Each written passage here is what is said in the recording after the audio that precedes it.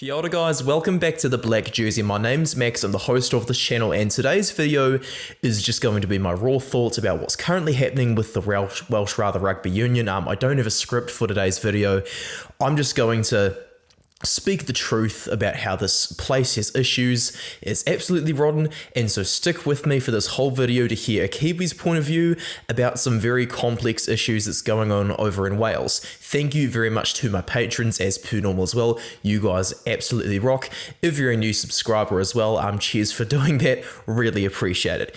Anyway, Ellenwood Jones, Justin Tipuric and Rhys Webb have all retired from Test rugby with less than 100 days to go until the Rugby World Cup for 2023, whereas Rhys Curry, who's just 25 years old, has been rather brutally released from the team with a public statement over on Twitter, and so this really speaks levels about the rot of Welsh rugby.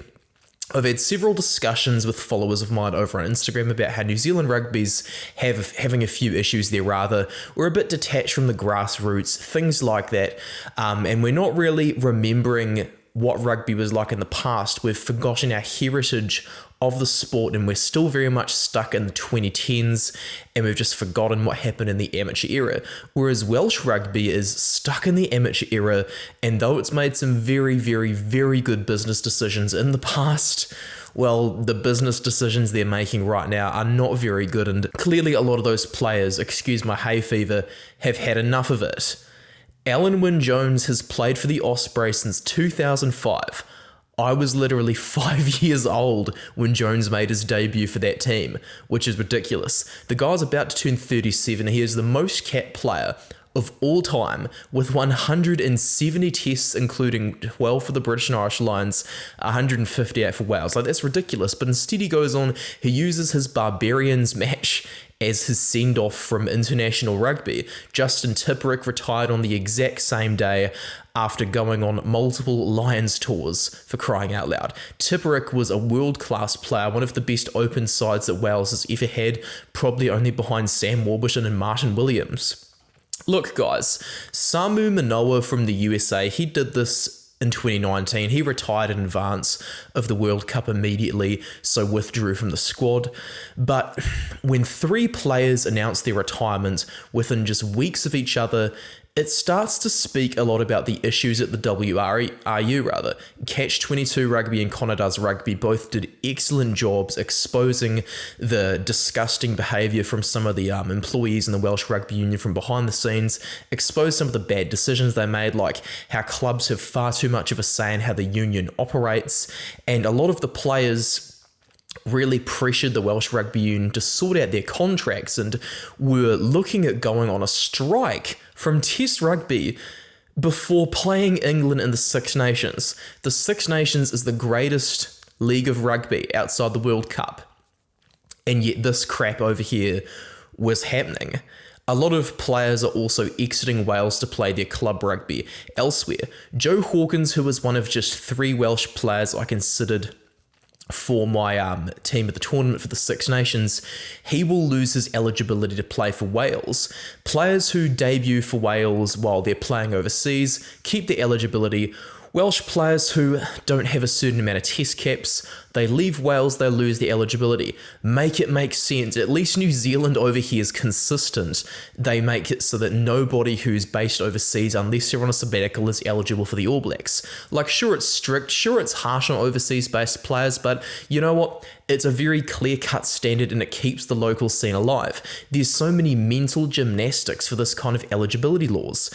I've got a quote here from Jones as well on his retirement that I've got from Sky. He says, "Having been selected in this year's preliminary Rugby World Cup squad and after ongoing dialogue with the coaching staff and the WRU, I have decided to step away from the international game. So after 17 years, yes, I know guys, 17 years, I look back on special memories with Welsh greats and future Welsh greats." This sounds like a guy who's just fed up and is just sick of ridiculous crap. Rhys Webb, I've also gotten I've gotten a statement from him from the Daily Mail, Australia. Rhys Webb says that, however, whilst I would have relished the chance to end my career playing for a Welsh region, the present uncertainty and difficulties in Welsh rugby means that there was little opportunity for a contract that offered security for the coming years as I see out my professional career. Remember, guys, that a lot of these professional athletes do become fathers at a very young age as well, so they have kids to look after. They know that all the ladies at the clubs are going to be all over them, and so they settle down quickly. They get married young to their childhood sweethearts so they can avoid all that controversy that could ruin their careers. They have their kids to think about. Jones has 3 children. Webb has children. I'm pretty sure Tipperick does as well. Webb says that as such, when an opportunity to play abroad arose during the off-season, enabling me to provide greater career security for myself and my family, I decided to accept the offer. If the WRU is screwing them around and doing business just badly, players are always going to choose their family first. As much as you guys want to talk about loyalty and stuff like that when discussing the likes of Leicester Whainga Anuku, the guys in my Kiwi audience, your professional career, it is a business. It does have to have business strategies, and truth be told, rugby is a short career, so you do need to look after your family. There's more of the quote from Webb that says, I feel that after achieving my goal of returning to the Wales setup, it is the right time now to step away from international rugby and just enjoy my last few years as a professional rugby player. Well, if he's talking about enjoyment, stuff like that, clearly he's not enjoying the current state of the WRU where sexism, misogyny, all the gross things that just are very ungodly, when all that stuff goes on, clearly players are going to put their families first. And to add to this culture issue, look at the statement they've said about Rhys Curry. It says, Rhys Curry of Cardiff Rugby has been released from the senior men's preliminary training squad for the Rugby World Cup 2023. Following ongoing discussions between the player and the Welsh coaching team, Curry has failed to meet individual performance targets set of the end of the 2023 Guinness Six Nations. Guys, prop is a big problem in Wales. We all know that. We all know that they don't really have the guys who are mobile enough for Test rugby anymore, so they're just going to have to go for guys who are solid in the scrum. Wyn Jones, for example, was another one of these guys, but actually making this statement publicly when you're discussing a 25-year-old player is pretty harsh. Curry's brain only just finished developing, for crying out loud. The guy is still a baby in terms of prop years. The average rugby player peaks at the age of around 27 or so. Props do tends to peak just a little bit later. Their peak years tends to be from like 27 to 31, whereas for most players it's like 25 to 29. Props are a very fine-tuned role for rugby teams that take a lot of just basic practice to make you world class. Rhys Curry was the youngest player in the Welsh squad for 2019, and now look, he's just having his potential squandered. He's being mismanaged, just tossed away. And a wee thing of notice as well with the 3 who have retired, they all played for the Ospreys this season for their clubs. It's just absolutely ridiculous. The terrible behaviour behind the scenes, the satanic behaviour behind the scenes, the failure to get players' contracts sorted, the failure to conduct the business properly, it's just getting absolutely ridiculous, guys. Look, if you want to have a strong business, you can talk about your profits all you want, but at the end of the day, the ESG is not going to matter.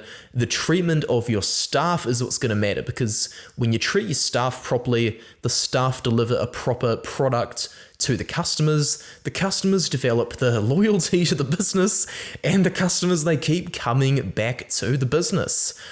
Wales, you need to have a major overhaul of the guys on your board, the guys in the office, and hopefully having an overhaul of the players will work as well, because, well, everything that's going on in Welsh rugby right now just isn't healthy. And I bet Warren Gatland, the head coach, he's pretty frustrated with this. I wouldn't be surprised to see more senior players announce their retirements for the World Cup, and I actually wouldn't be surprised to see Warren Gatland resigning before his contract ends in 2027. because the stuff over in Wales is just getting ridiculous. I'm going to end the video over here, guys. That's just my wee raw thoughts on the whole Wales situation.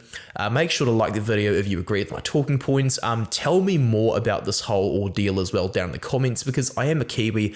I've had to have a real deep dive into this as I haven't understood a lot of it completely. So please tell me as much information about the Welsh situation as possible so that I'm not just going to be real brutal on the players. I'm actually going to understand the context of the situations we're in when Fiji inevitably beat them in the World Cup pool stages as they did in 2007. Thank you very much for watching the video, guys. I'll see you later from Max.